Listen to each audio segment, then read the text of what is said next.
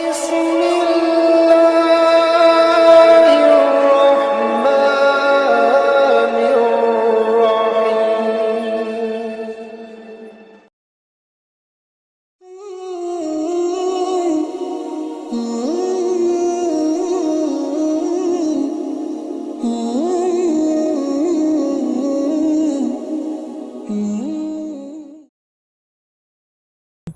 Assalamualaikum warahmatullahi wabarakatuh. Syukur alhamdulillah bisa berjumpa kembali di channel Cahaya Amalan. Sholawat dan salam tetap tercurahkan kepada junjungan kita Nabi besar Muhammad sallallahu alaihi wasallam. Allahumma sholli ala sayyidina Muhammad wa ala ali sayyidina Muhammad. Sahabat beriman yang dirahmati Allah, aktivitas tidur merupakan salah satu kebutuhan penting yang harus terpenuhi setiap hari dalam diri setiap manusia. Tidur dari sudut pandangan medis diartikan sebagai kondisi di mana seseorang mengoptimalkan kembali susunan organ tubuh setelah beraktivitas dengan mengistirahatkannya.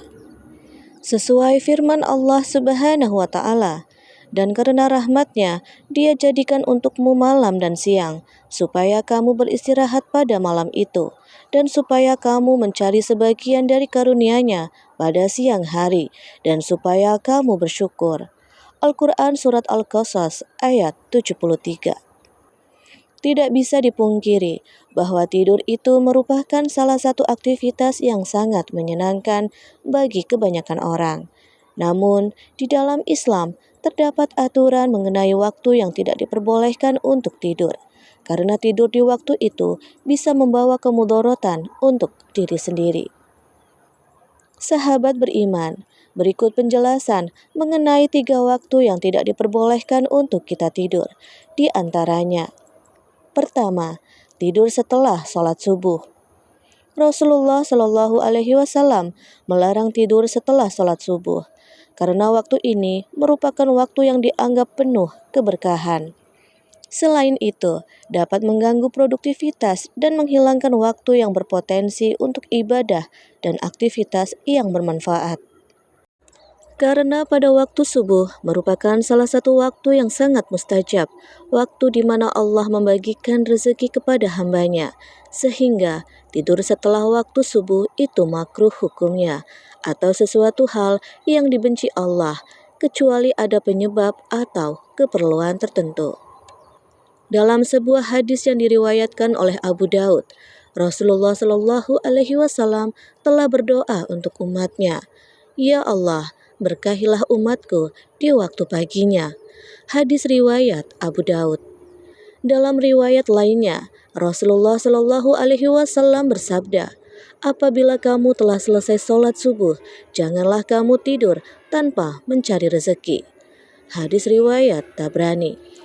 Di dalam kitab Madrijus Sholikin, Ibnu Qayyim telah menjelaskan tentang keutamaan awal hari dan makruhnya menyia-nyiakan waktu dengan tidur. Termasuk hal yang makruh bagi orang soleh, karena tidur antara sholat subuh sampai dengan terbitnya matahari, waktu tersebut begitu sangat berharga. Selain itu, waktu pagi merupakan waktu diturunkan rezeki, turunnya keberkahan, dan awal dari bergulirnya hari untuk melakukan segala aktivitas atau kegiatan pada hari itu. Ibnu Qayyim al-Jauziyah juga menjelaskan, tidur setelah subuh sangat berbahaya bagi kesehatan tubuh, karena melemahkan dan merusak badan, karena sisa-sisa metabolisme yang seharusnya diurai dengan berolahraga atau beraktivitas. Kemudian yang kedua, tidur setelah sholat asar menuju maghrib. Rasulullah Shallallahu Alaihi Wasallam menganjurkan agar kita menjaga waktu setelah sholat asar untuk beribadah, berzikir, dan melakukan kegiatan yang bermanfaat. Bahwasanya tidur setelah sholat asar hingga menuju waktu maghrib dapat menyebabkan beberapa efek buruk bagi kesehatan, misalnya menimbulkan penyakit, kelelahan, memicu stres, bahkan membuat seseorang mengalami linglung alias gangguan kejiwaan. Sebagaimana telah dijelaskan dalam hadis yang diriwayatkan oleh Aisyah radhiyallahu anha, Rasulullah shallallahu alaihi wasallam bersabda, "Barang siapa yang tidur setelah sholat asar, lalu akalnya hilang, maka janganlah dia mencela atau menyalahkan kecuali dirinya sendiri." Dan yang ketiga, tidur antara waktu maghrib dan waktu isya. Adapun tidur sebelum sholat isya, terutama setelah maghrib, juga tidak dianjurkan dalam Islam.